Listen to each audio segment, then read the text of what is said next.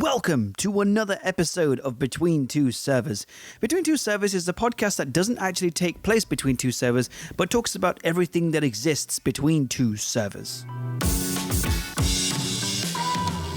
I'm Curran, Converge's social media content producer and videographer, and I'm this episode's guest. My role involves me maintaining a social media presence, as well as creating content and developing an ongoing strategy to keep our brands active across multiple platforms. Director of Converge, Sonia Kuto, and I will discuss being creative at the office, how being physically apart from team members has affected the way we've worked, as well as some of the challenges in creating B2B content, especially coming from a B2C background.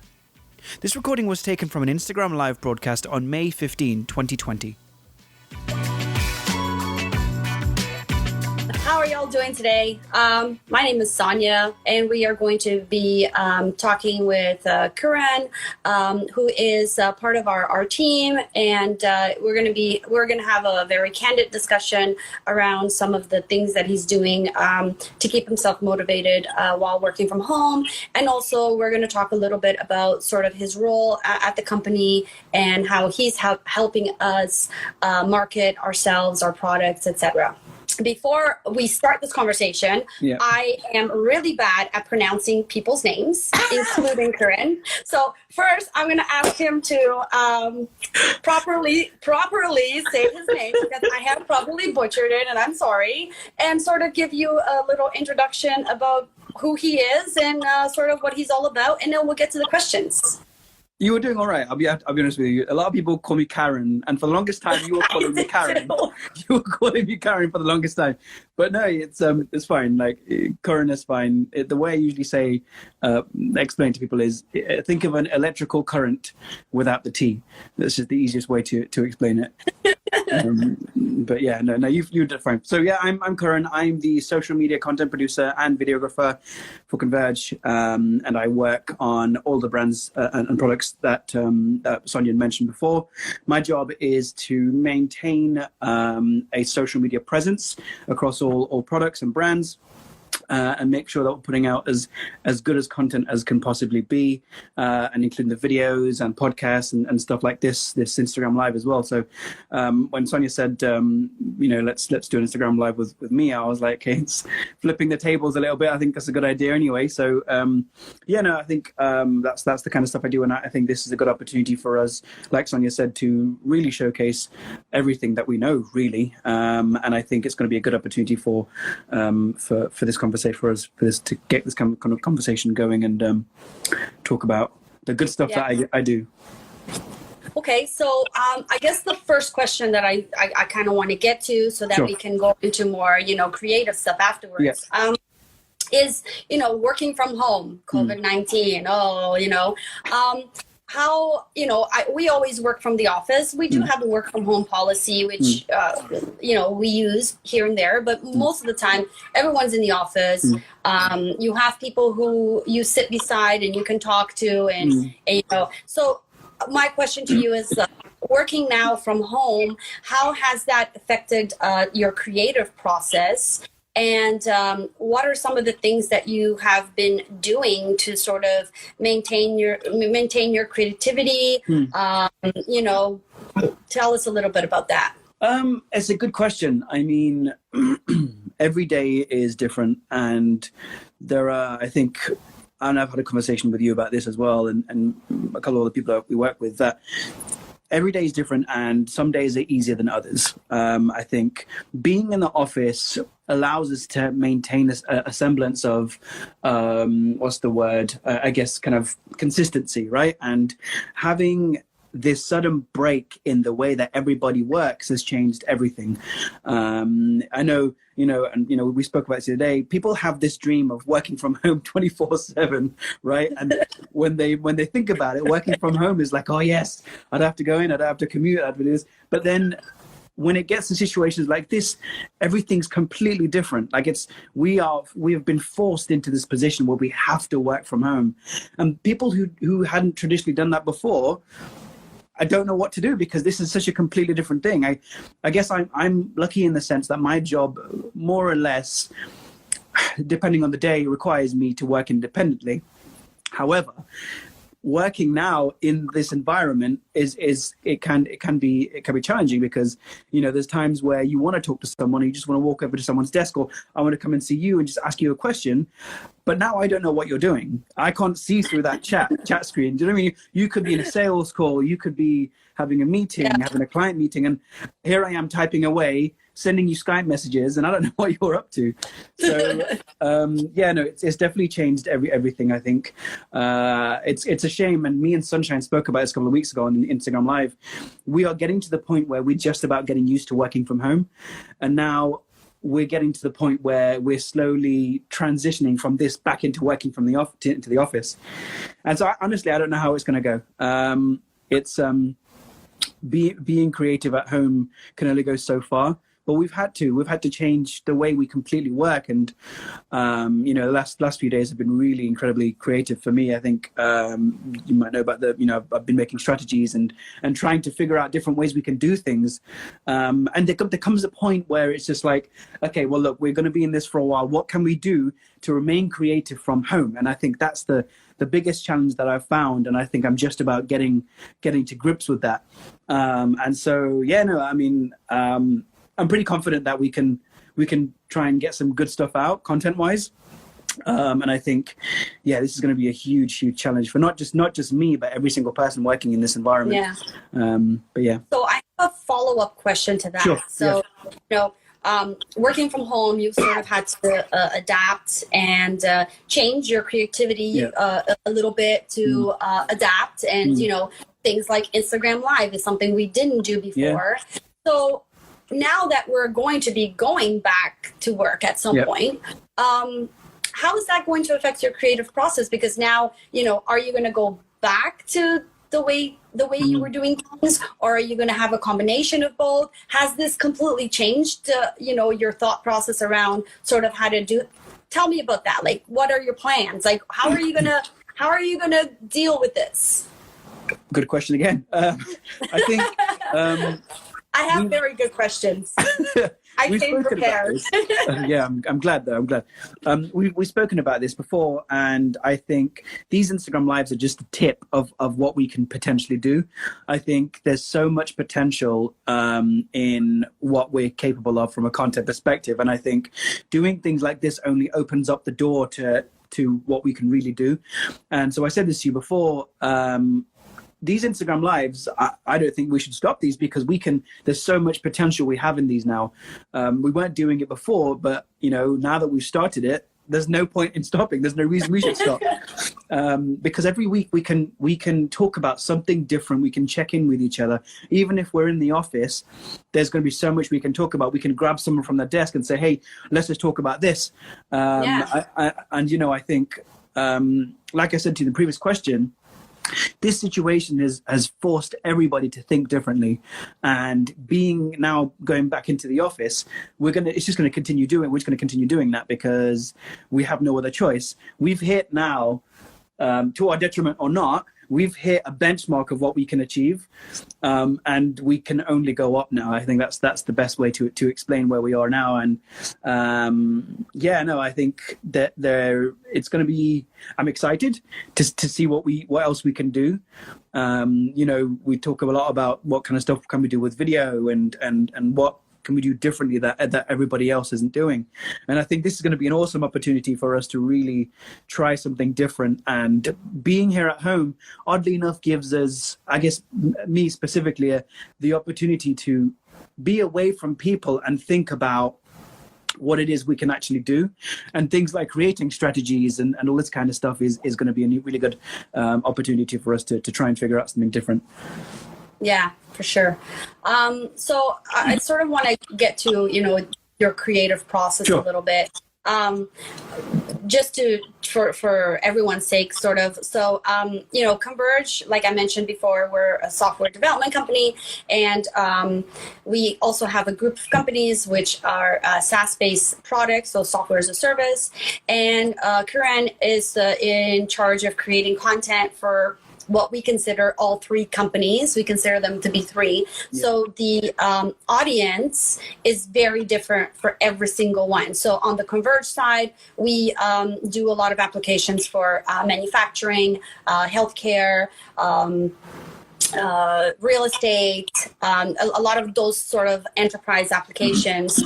On the Field Eagle product side, we deal mostly with industries like oil and gas, construction, mining. And for the Manusano product, it's very food service oriented. Yeah. So restaurants, food manufacturers, hospitals, schools. And so he's creating content for all three businesses, very different. When he came to Converge, his background was actually creating content for B2C, so business to consumer content. But at Converge, we're B2B, so business to business. And he sort of had to do a little bit of learning. And I remember when we were having his interview, that was one of the things we chatted about, like, how are you going to go from B2C to B2B? Like, it's not, the audience is not as wide. And so, tell us, I want you to talk about, what you had to go through and do and think about to change your content creation from B2C to B2B, because I'm sure there's a lot of people out there that probably focus only on one, and they may even be thinking about how to transition. So do you want to just talk about that a little bit and tell us what you've had to sort of deal with? Yeah, I mean, so I my background is like you said, very largely B2C. So my last position was in kind of the luxury goods sector. Now that is, as you may know, it's very heavily focused on. Sorry. Great sector, love that. Yeah, well, yeah, and it's very heavily focused on the consumer. It's emphasis on the C there, and yeah, I remember kind of even going into that job, it was completely new to me because it was creating content for an audience who fully appreciated everything that they purchased. And I was very blessed to have a very, very solid team back in that last job. And we kind of helped each other out if we didn't know how to do something, and it was a very open environment, very much like where I am now. So I think the difference between that and what I'm doing now is huge. When I first started creating B2B content, and I had a tiny bit of experience in B2B content, but it was only ever in copywriting. And that, as you may know, is completely different to what we're doing now. And so the thing is with what I find with B2B audiences is every single audience for different companies is completely different. So like I said, with Converge, the audience is so different to, say, Manusano. And it's what my biggest challenge was trying to figure out the kind of content that we can put out that was unique to that brand, but also changed every time we put something out. And the challenge was not putting out the same thing over and over again. And so I think very much like working from home, I'm forced to constantly think of different ways of creating content. And if I didn't have that challenge, this role would be incredibly boring because honestly, I think being forced to think and be on my toes is such a huge challenge. And I think I don't even know how I get around it. Honestly, I think it's just a case of seeing what competitors are doing, seeing what we've put out in the past, seeing the kind of product that we're putting out, and trying to tailor our content, not just based on our product, but the type of people who are purchasing our product and who we're I guess we're focusing on. And it's only recently I've started to understand more. Every day we learn more on the job, right? And that's the whole point of what we're doing here is I think I'm finding now, being at home, I have the opportunity to scroll through our feed, whoever's following us, and seeing what they're doing and seeing the kind of content they're putting out, and trying to engage with them and trying to figure out what things we can do differently. Right. So yeah, no, I think it was a massive transition process, and I think every day I'm still learning. I don't think there is one straight answer for that, I'm afraid. I think. Well, okay, so we'll get into the product in just a bit. Let's talk about Converge, Okay. software development company. not an easy thing to promote, market.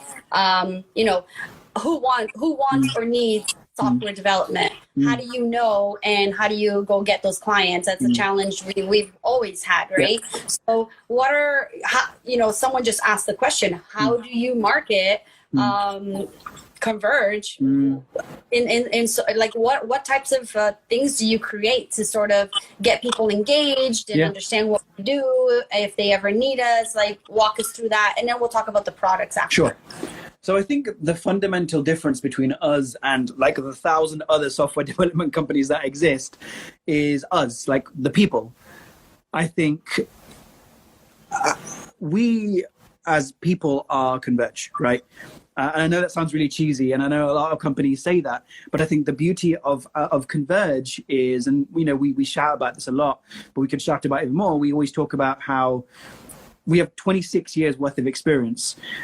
That's just Converge itself. But if you sit down and think about how much experience we have individually and put that all together, not just in software development, but in marketing, in design, in, you know, software development, in everything else that everybody else has ever done, I think we're going to have a very unique company in that sense.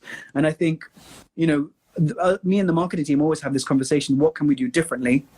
I think it's just that, and we've started to focus on this a lot more, is let's talk about the people. Let's talk about the people. Let's talk about us. Let's talk about how we make the company different and how we can help them. Because, you know, fundamentally, software development is a very, you know, A to B process. But you also need to have that relationship with us. We need to have that relationship with the clients. And I think if the clients or prospective clients and the audience know who we are, then that's that in itself is kind of a big, huge stepping stone for us to try and explain who we are. Yeah. That's such a good point, because, and I'm so glad you said it, because I've been trying to say that for a while.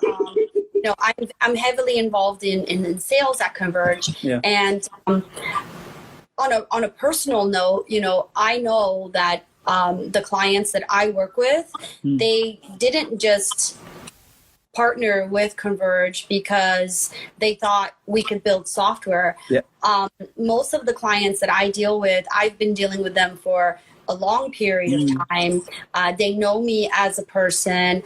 They also get to know our company and the people in the company. So it's really like it was a relationship that was established, and they trust us, and because they know us as people. So I love the point that you made, and you know, in a way, how do you market a software development company? Well, you market the people, because that's who you're going to partner with. And here, this is us, candid, just having conversations, telling you who we are and what we believe in, you know, and so on. And I think, so sorry, that being said, if I can add to that. Sorry, go ahead. I think as well, that people aren't going to just buy from a software, like you said, software development company, because everybody in the sun more or less can find the skills to be a software development company. But what makes us different is, like you said, the relationships that we're going to build with those clients. And that's the reason, like you said, that they've signed up, is because they know you, or they've spoken to someone from the company to really build that relationship. And I think that's what we have going for us. Sorry. Yeah. No, I think that's great. I mean, I had a call with one of our clients yesterday, actually. And they've been our client for about 2 years now. Yeah. And there was a little thing that came up, and they had asked for something that they thought was like in the requirements of what we were building, but it actually was out of scope, and they actually didn't budget for it. So they were a little worried about what they were going to do.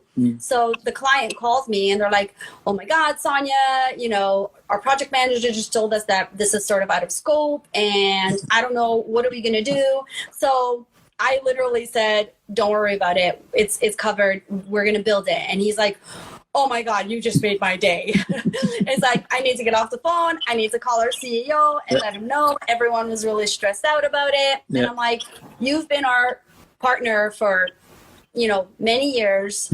Of course, we're going to help you out. You know, you continue building applications with us. Like, you are one of my favorite clients. And this client, I had a hand in like building that relationship from day one. So you know, going out of your way to sort of be like, okay, you know what, this isn't going to cost us that much. You know, why can't we just do it and make this client happy? And the end result of that was, you know, he said to me, he's like, we're going to be your client for many, many years. We have other projects we want to work on. And he went to talk about like our team, and he's like, I love your team, and, you know, project manager Madhur's doing an amazing job, and he's always there. And it's been challenging to work from home, but you know, he said that he felt like we were still at the office, like the way we were working, the way we were responding, it was, you know, exactly the same. So it's nice to, you know, talk to clients and get their feedback, but also be there for them in a situation where they're like, oh crap, what are we going to do? And we're like, don't worry about it. We got you. We will take care of you. Right. Exactly. Yeah. So let's talk about the products a little bit. I mean, like marketing custom software, huge challenge. Then Kiran comes into our company and we are just about launching our products. And we're like, oh, well, now you need to market these products. And we're not going to have salespeople on them. We're going to sell completely in a digital marketing way. So we want to market, send people to our website and get them to sign up directly from there. So tell us about that, because also I want to point out, before you answer the question, I want to point out that our product business has grown by like, okay, Christine's going to kill me because I don't know the exact percentages, but I'm going to say like 200%. She's going to be like, no, I don't know. I'm going to say like 200%. We went from, you know, not having any clients, or, you know, going from that to like you know, about 5 or 10, and now we have like hundreds of clients signing up daily to use our application. We have clients from all over the world. You know, just this week we got our first client in Australia, which is amazing. So like, tell us about that. Like, you know, we went from having this product that was brand new to the market. Nobody knew it existed. Nobody was buying it. And all of a sudden, here we are, this amazing tech company, and we have all these clients all over the world, and people love our product. And that was part of, like, it's 100% marketing. So tell us about that. I mean, first of all, I guess big shout out to the marketing team. Oh, by the way, Christine's laughing. I think it was 200%. That's my story, and I'm sticking to it. Yeah, I think the Christine, Sunshine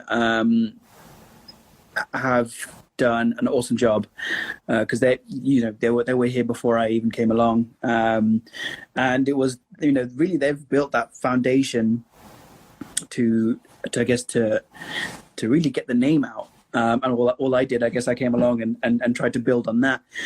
And like I said before, it's a huge challenge. You know, when I first had this interview and you said, this is the software you're going to market for, I'm like,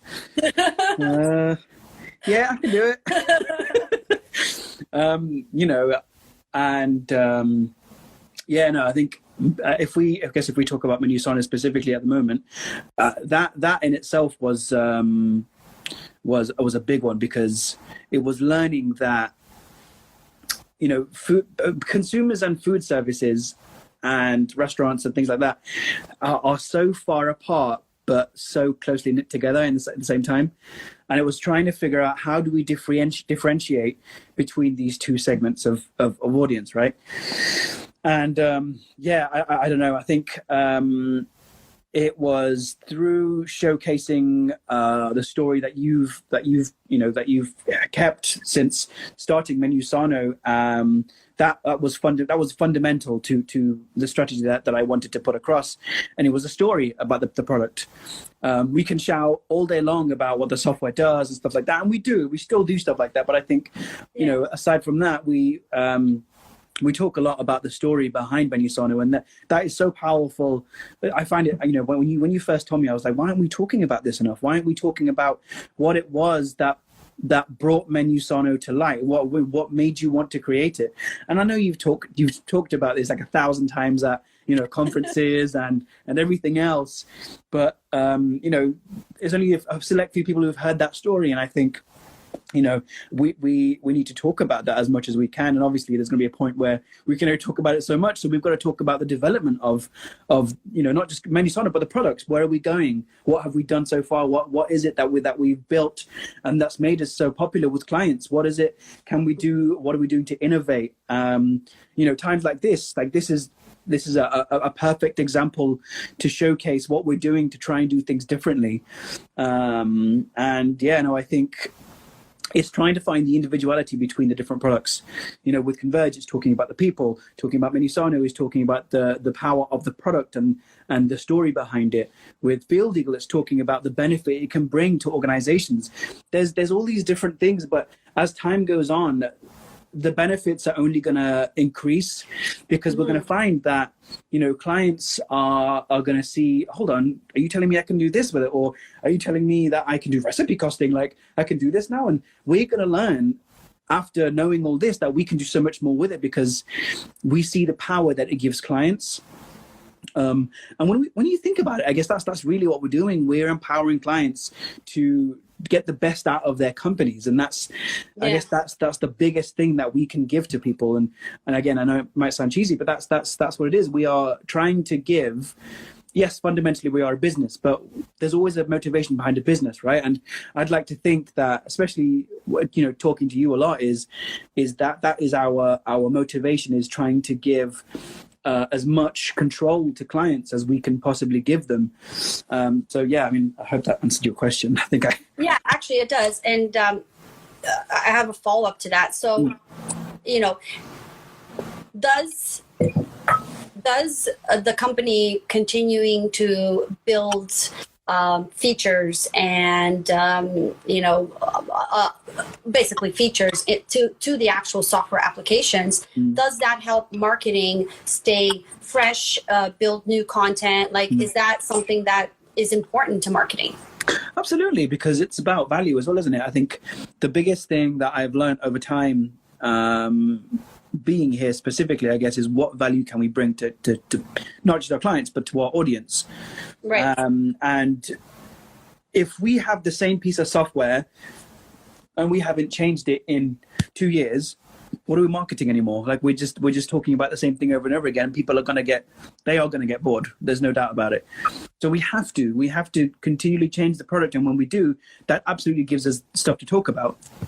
However, that doesn't mean we'll have nothing to talk about. Let's say, for example, if over the next year nothing develops on, let's say, Menusano, that's okay, because we'll always have something to talk about from the sense of, why haven't we developed? Is there a story behind that? Can we talk about why there isn't any development?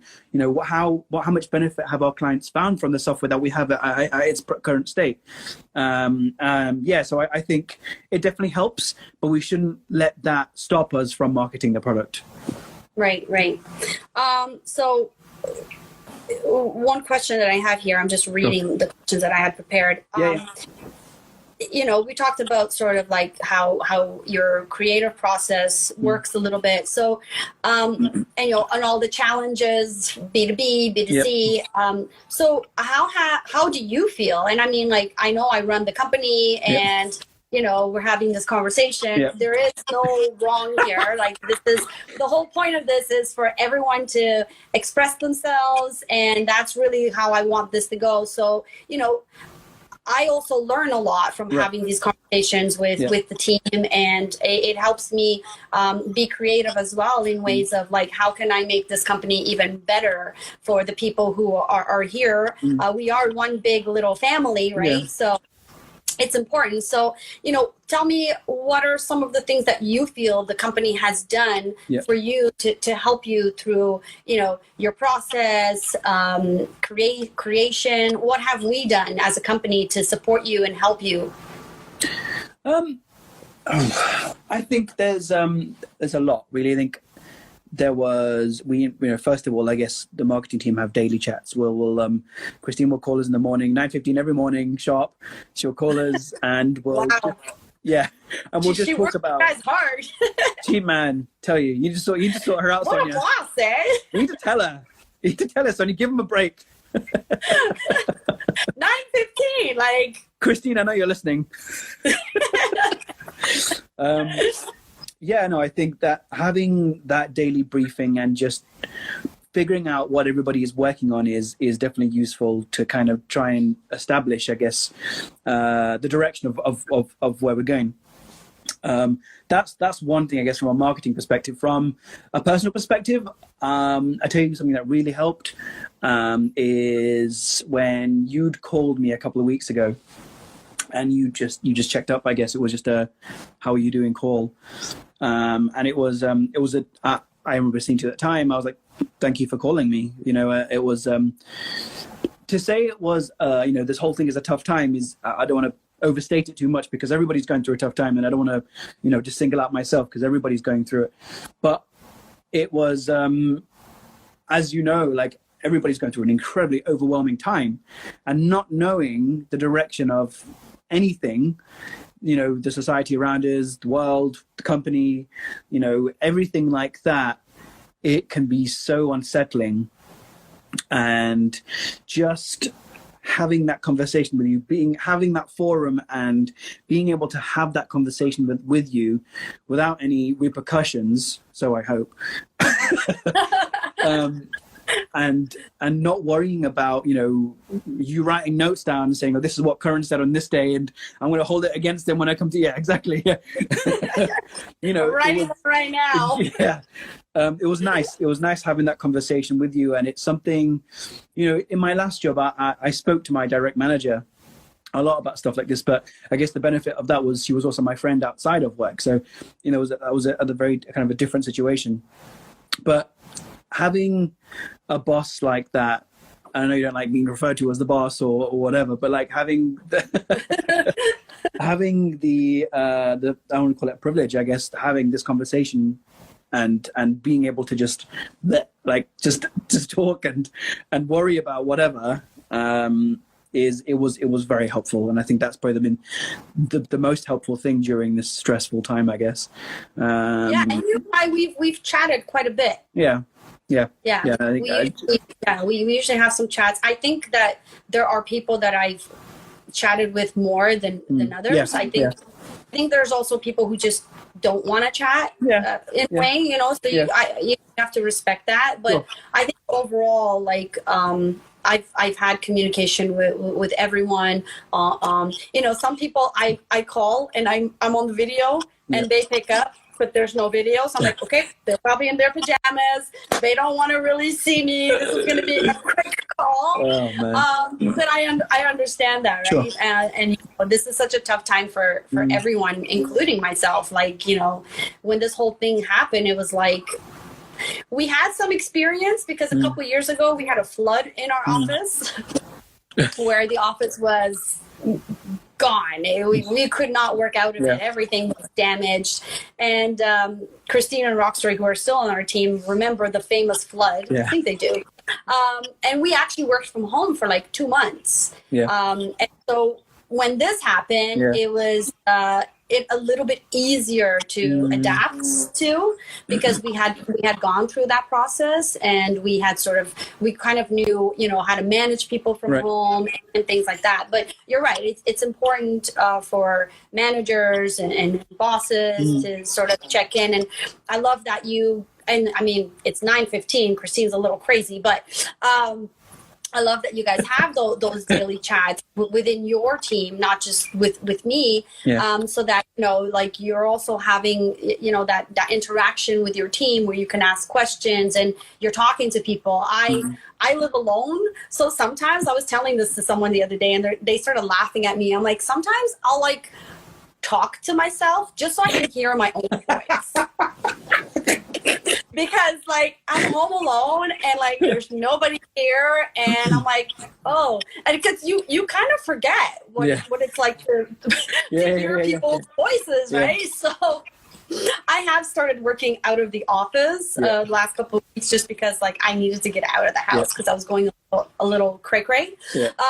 But that's been good. So just change the topic now. Sure.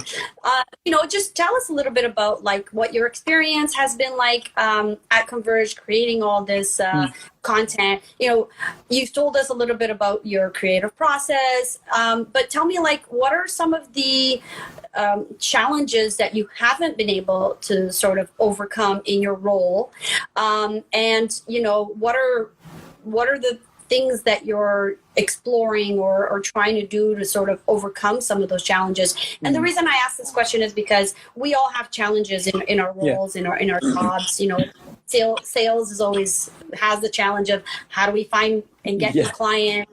But marketing is tough because marketing is a very creative process. And if you're not creative, you're not creating creative content that people want to engage in, right? So what are some of the challenges that you've had to face in the role, and what are you doing differently to try and overcome those? Well, it's funny you say that. I saw a question about creative block, and I think the biggest challenge is I'm sure you have those, right? Oh yeah, all the time. I think that the biggest challenge is trying to spread enough creativity across the 3 products, and that's the biggest challenge that I've always found. And I've been here like 10 months, I think, and that's my biggest challenge. I'm getting better with it, but I think, like, kind of going back to something I said earlier, is like innovation. I know it's very buzzwordy, and it's something that people always throw out, but I think that is very true to what I'm trying to get across here. Is with this, with Menusano's journey, this video series that we were doing before we came home, that's something that I really want to continue. And I think everybody going through this is going to be an amazing story to tell when we go back to the office. So carrying on with stuff like that is I thoroughly enjoy telling that kind of story, being personal with the camera and talking about the struggles that we've had to go through to try and build. I'm saying we, like I've been here the whole time, but I guess you guys you have. Yeah. I mean, in spirit, I guess, to try and really build that product and to get it in front of people's eyes. And I think the biggest challenge, I guess, being creative is trying to do stuff differently. And I think that the closest I got to that, or started getting to that, is, like I said, when we started doing the filming and chronicling the journey of Menusano. And we've got a lot of fun ideas in the pipeline that I'm not going to talk about right now, but there's some really cool stuff that I think I'm super excited about, and I know you're excited about as well. But I'm looking forward to sharing stuff like that. But it's making these strategies and trying to figure out what exactly can we do to really tell the story and blow everything apart, and speak everything about from such a detailed perspective. And I think that's the big challenge. When I first started, my creative process was pretty straightforward. If I make videos outside of work, so my process is pretty straightforward. I'll pick up a camera and I'll start shooting. There's very little planning involved. I'll just feel creative, so I'll film something. At work, it's slightly different. It's a bit more kind of calculated than that. I need to figure out, is Sonia free? Is she in meetings? Do we want to talk about this, and this? We plan out what we're talking about, and then we figure out what it is exactly we want to talk about. Is it worth talking about? Do we want to film this and that kind of stuff? So and not just videos. It's podcasts. That's something else that I'm extremely passionate about, and I guess we're fortunate by having these conversations where we're creating tons of content for ourselves to use, and I guess I'm lucky that we have, to some extent, a team full of people who are willing to do stuff like this, and I think that definitely helps the creative process, knowing that you have material that you can work with in the future. Right. Again, I have to ask the question. Yeah, no, that's fine.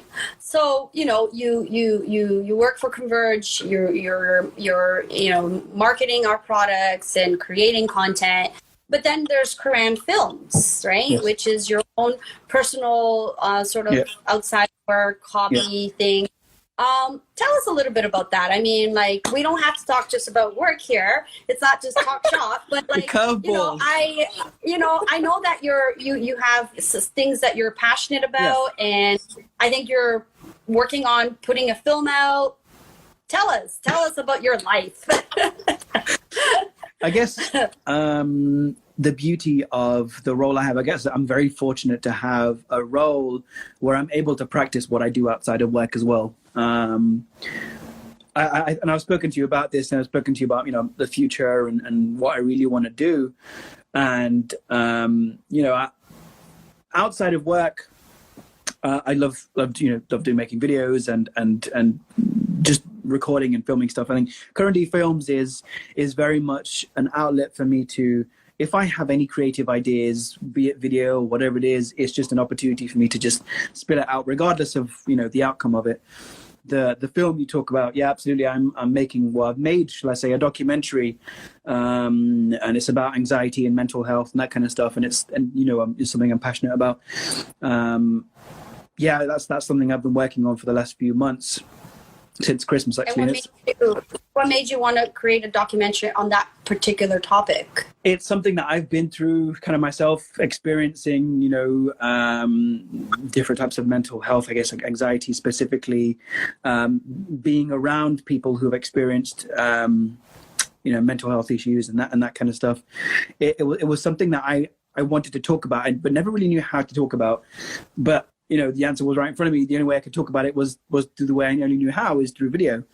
And so, I needed to make a film, and I made a film with, a couple of my sister-in-laws are, lucky for me, they're in psychology or, clinical CBT. I forget what it stands for now, but CBT, clinical behavioral therapy, something like that. Okay. Anyway, so I'm very lucky that they're in that line of work, so I could talk to them and include them in the documentary. So, and it was just an opportunity for me to create something that not just for me, but for people who are going through similar things. And it's it's something we've me and you have started talking about more about. Having these conversations with people and seeing how we can help, really. And it's something that I want to do more of, especially in the office, talking to people if they want to talk to people about stuff like that, and trying to find an opportunity for people to have that outlet where they can just be like, look, I'm having a crappy day. Like, what can I, what can I do? So I guess that's where the motivation for the documentary came from, really. And I think that my passion has always been making video for the longest time, for the last 20 something years, I guess, is as long as I can remember, really. Right. So that's what that is. It's I guess I'm lucky in that I have the ability to be able to do that outside of work, and it's not awkward, if that makes sense. It's I can talk to you about that. I can say, hey, look, this is what I'm working on and this kind of stuff, and you're not like, yeah, but okay, well, why are you working on that? You should be working on our stuff, or if you can spend this much time working on your stuff. Do you know what I mean? It's nice having that outlet, and in this day and age, everybody has. More or less, not say everybody, but a lot of people have, quote unquote side hustle or whatever it is. And it's just the way of the world now, I guess. And it's nice having, managers who understand that as well. And, and you and Christine have been very supportive of the stuff I do outside of work. So that's always helpful. And I don't have to feel guilty or hide anything. Do you know what I mean? It's a nice feeling. Yeah. So, on the topic of mental health, so Sure. We've already sort of walked through your creative process. Like this whole COVID-19 working from home, I find that it has, people who have mental health or struggle with mental health. This whole situation has triggered it even further. And people who sort of had their mental health on silent, I call it silent because they've kind of learned sort of how to deal with it.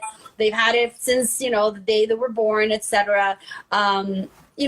Everyone's anxiety has sort of caused mental health to become a big issue. How do you think that, this is, since you did a documentary on it, you got to be an expert now. So I'm just going to ask you a question. How do you think this has sort of changed people? And when we get back to work, it's going to be another level of anxiety. People are going to be afraid to get on the subway. And am I going to get COVID-19, etc.? Like, has this just triggered mental health to a level where we really can't control it anymore? It's a really good question, actually, and I think obviously it's a huge conversation to be had. Probably not one we can have in 45 minutes, but I guess it's what I found interesting is, for me personally, I think trying to navigate that through everything that's happened and trying to really understand how it really works. And I don't think we're ever really going to understand how it works. I think it's something that's so deeply ingrained in us and in our minds that it's so difficult to understand.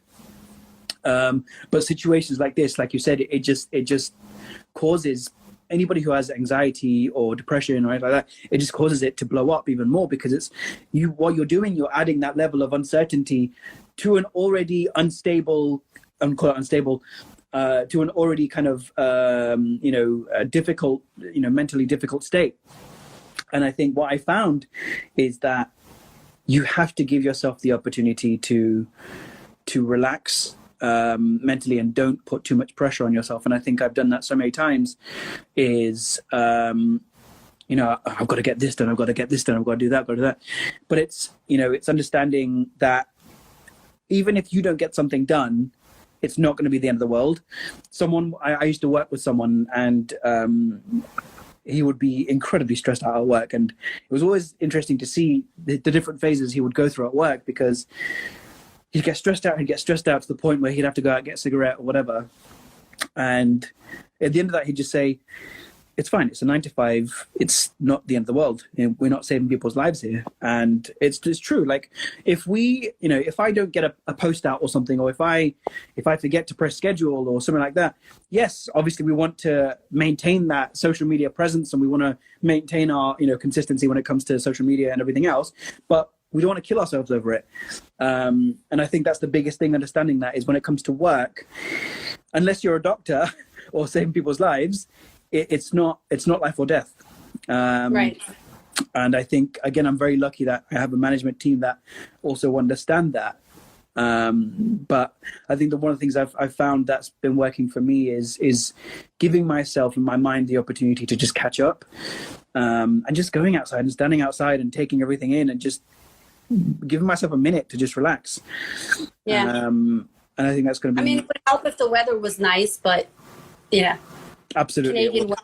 Yeah. Our weather's out of control right now. I'm starting to learn that now. It started raining as soon as we started talking. I'm like, hold on a second. It was 22 degrees a second. It was sunny.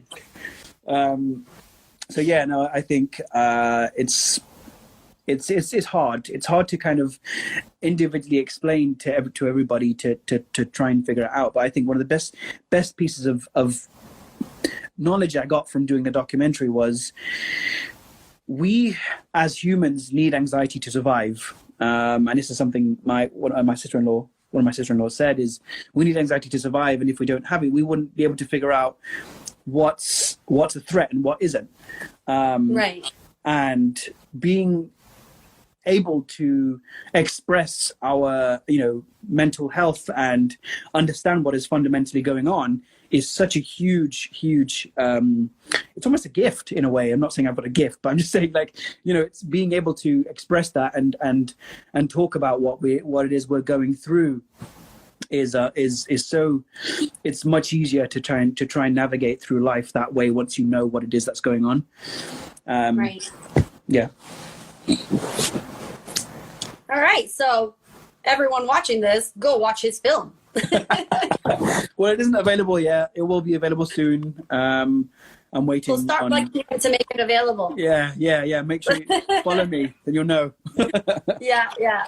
All right. Well, thank you so much, Karan, for coming on the Instagram Live and having this very candid conversation. Thank you for sharing sort of a little bit more about your creative process and some of the things that you're struggling with and how you're adapting to this whole situation. It's always good to have, someone from the other side give you that type of information versus just having, two business owners talking about how they're having to navigate through. There's very different points of view here. So I enjoyed very much learning a little bit more about your process. So likewise. Thank you. Cool. Thank you. Thank you, Sonia. Bye-bye. Bye-bye. Thank you for listening to Between Two Servers. You can find us over on Instagram, YouTube, and Facebook. The links are in the description of this podcast. Thanks again for taking the time to listen to Between Two Servers, and we'll catch you next time.